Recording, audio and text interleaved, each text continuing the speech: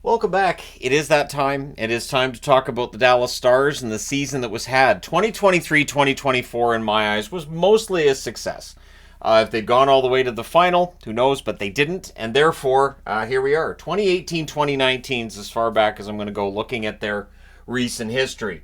That year, they finished with a record of 43, 32, and 7 for 93 points in 82 games. They went to the second round and lost against St. Louis in 7 games. And in the end, they just couldn't get over the hump in that seventh game. 2019-2020, 69 games played at the time of the pause, 37-24-8 record, 82 points. They went all the way to the Stanley Cup final where they lost to Tampa Bay in 6. Tampa was the better team. It was kind of a shame, again, for me as a Dallas fan. Hudobin gets them all the way there. But yeah, once they were in the final, it was pretty obvious that Tampa was the better team. 2019-2020 leads to the 2021 season, of course, and 56 games played, all in the division, 23-19 and 14 record. Yeah, it was frustrating seeing how many games they lost in overtime and shootouts. Those 60 points ended up meaning no playoffs. If they could have won in shootouts and in some sort of overtime setup, maybe they make the playoffs, maybe they do something, but they just couldn't get that extra point.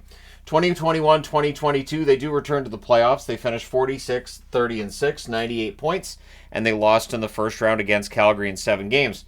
That series, of course, the coming out party for Jake Ottinger. 2022-2023 in 82 games, 47, 21, and 14. So again, a lot of overtime and shootout losses. 108 points overall. They lost the conference final against Vegas in 6 games. Of course, Vegas then wins the Stanley Cup. This year, 52, 21, and 9 record, 113 points. They finished 1 point behind the Rangers for first overall, and they lost the conference final against Edmonton in 6, of course, that series wrapping up last night.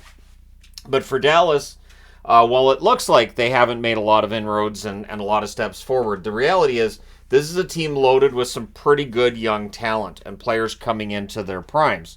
So Robertson's their leading scorer, and he's in his prime. 82 games, 29 goals, 51 assists, 80 points. The first thing that stands out to me is Robertson was a 100-point player last year, drops to 80 this year. I would expect him to bounce back into the 90 to 95 range next year.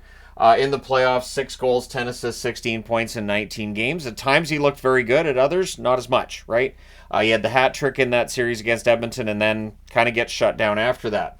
Pavelski, 82 games, 27 goals, 40 assists, 67 points. In the event that this was the final season for Pavelski, and I haven't seen an announcement one way or the other, it'll be a shame that he never won a Stanley Cup. And his play in these playoffs, he was a step behind a little bit. A goal and 3 assists for 4 points in 19 games. And it's the first time with Pavelski, who's 39 years of age, I believe turning 40 pretty quick here, that it started to look like he was one of the older players. And so that jump he had from playing with Hintz and Robertson just didn't seem to be there in the playoffs. Wyatt Johnston, on the other hand, though, has really taken over offensively. 82 games during the regular season, 32 goals, 33 assists, 65 points. One of those rare 30-goal seasons before his 21st birthday, which he celebrated during the playoffs. And he had 10 goals, 6 assists for 16 points in 19 games.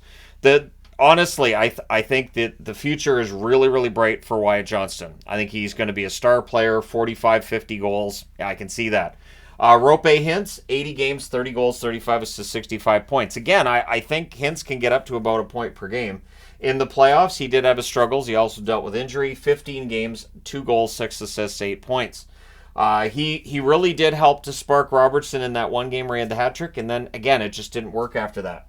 Matt Duchene did not have a fantastic playoff, which is too bad because he had a pretty good regular season. 25 goals, 40 assists, 65 points in 80 games after being bought out by Nashville. But in the playoffs, 2 goals, 4 assists, 6 points in 19 games. It does feel like in this playoff that it was the veterans that didn't quite give Dallas what they needed when they needed it most. And Jamie Benn, I think this happened with him as well. 82 games during the regular season, 21 goals, 39 assists, 60 points. In the playoffs, 19 games, 4 goals, 11 assists, 15 points. Need a couple more goals, something more there. But again, for Jamie Benn, getting older, career winding down a little bit, and they do have young players ready to take his spot. Miro Heiskanen, 71 games, 9 goals, 45 assists, 54 points. I will not say anything bad about Heiskanen. He's fantastic. In the playoffs, 19 games, 6 goals, 10 assists, 16 points. And again, this shows that part of the way that you get to this point in the playoffs where you're almost in the final is through not having the injury problems. That injury problems in the playoffs very often will equal an exit from said playoffs. Now, in the 22 and under range, and not including the guys who are up here, you've got Thomas Harley, 79 games, 15 goals, 32 assists, 47 points. Very, very strong start to the season. His offense quieted down in the second half and then was quiet in the playoffs as well. 4 assists in 19 games. However, Harley has a really strong future as well. Harley and Heiskanen, that's 2 top 4 defensemen there who can put the puck in the net. Yeah, the defense is pretty good. Stankoven, 24 games, 6 goals, 8 assists, 14 points in the playoffs. 3 goals, 5 assists, 8 points in 19 games. I thought he outperformed his points. I think Stankoven's a really good, high-energy player at both ends of the ice. Really excited about what he's going to do next season, where he should be in their lineup the whole year. Maverick Bourque got 1 game in the regular season and then got thrown to the Wolves last night with his playoff debut.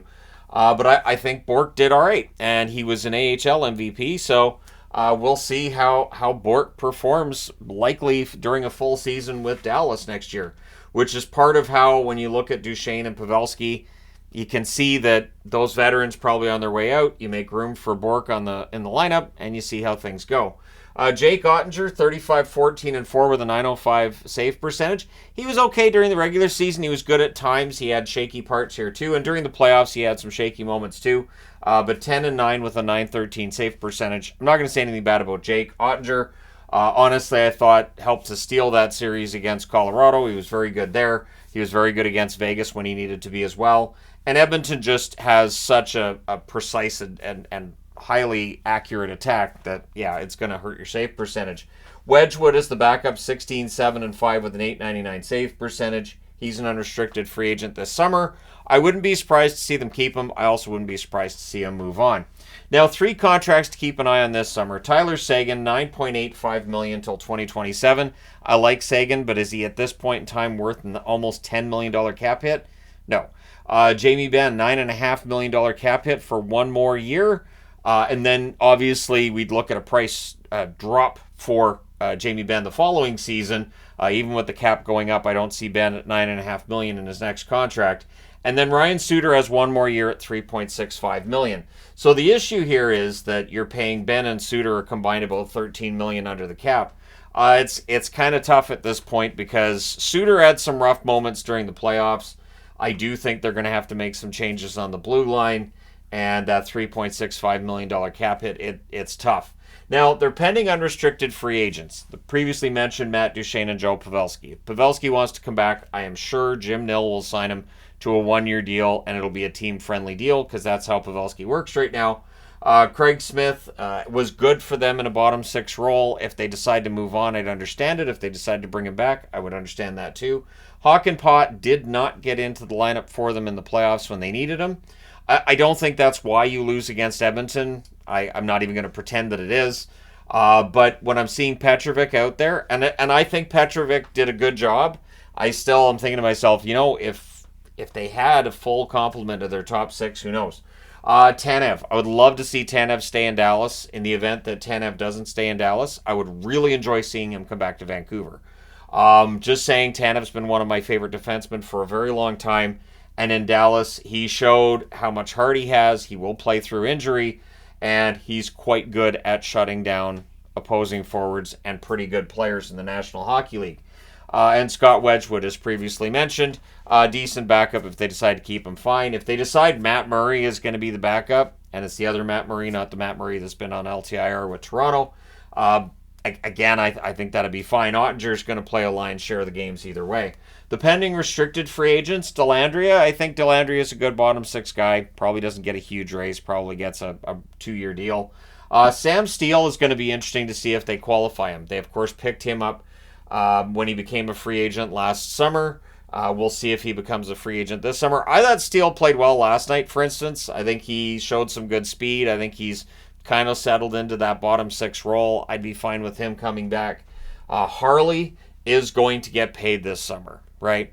Based on the 15 goals, based on his age, he's probably going to get a longer-term contract. I don't know what the cap hit will look like, but he's probably going to get himself paid. And despite his offense dropping in the second half of the season and in the playoffs, I still think he's going to get really good money. Lundqvist is going to be interesting because, yeah, he had a rough playoff when he was in there. It's part of the reason Petrovic's in there. And so while they did give up a first-round draft pick for Lundqvist, and it still hurts my soul that that happened, the reality is that Lundqvist, it just hasn't worked out. So would I be overly surprised if Dallas didn't give him a qualifying offer and he became an unrestricted free agent? No. They absolutely could give him a qualifying offer and keep him around for another year, but it just feels like he's played his way out of the lineup and that he's probably not going to be part of the mix next season. Restricted free agents to watch for next year as the Jamie Benn contract is up. Wyatt Johnston and Jake Ottinger. Both of them are due for a raise July 1st of 2025. Jim Nill would be very smart to sit down with both of them this summer and say, look, we're building something here. This is a team that might be able to win a cup soon. Here's our offer. It's a very, very generous contract. Let us know. And get that whole process going. Don't wait till last minute. Get them signed to extensions, and then you're sending that message to the team that you feel like you have confidence they can win now. The cap space they're going to have on July the 1st of this year, $15,946,259 according to Cap Friendly.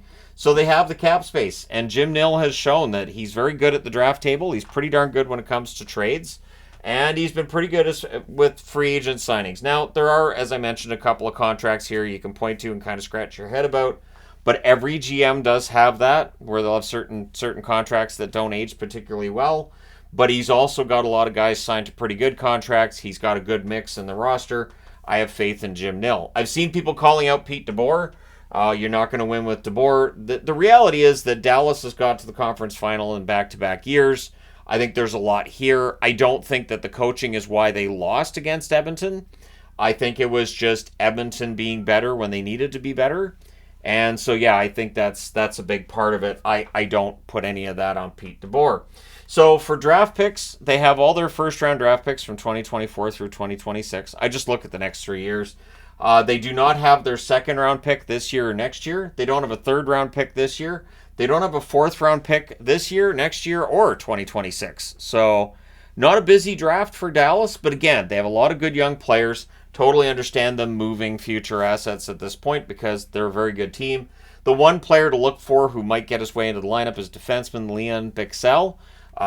There's expectations with him. There was some speculation about whether or not he might play in these playoffs. He did not. I think that was the right call, throwing a 19-year-old kid in the playoffs. Here you go.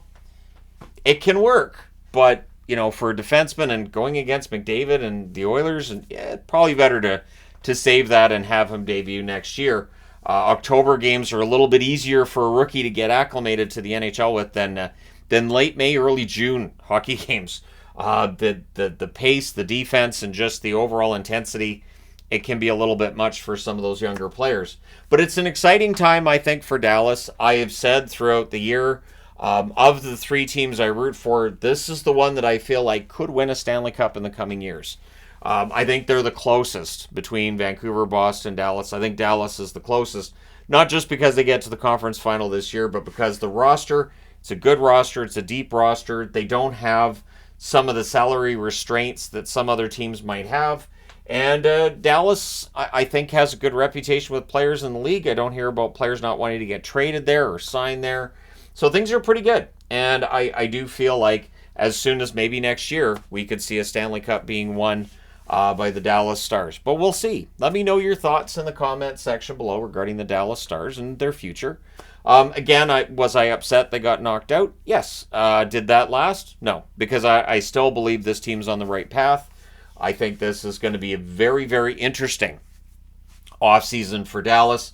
Because with just a couple of small moves, I feel like they'll be favorites going into next year. And again, small moves. I don't think they need to do major surgery on the roster. I think just the right small moves, and then you may very well be in a position to win a Stanley Cup sooner rather than later. But maybe I'm being overly optimistic with Dallas. I'll take that. But hey, let me know your thoughts in the comment section below as always. Don't forget to hit like and subscribe if you've not done so already. Thank you guys so much for all your support. I will talk to you again soon.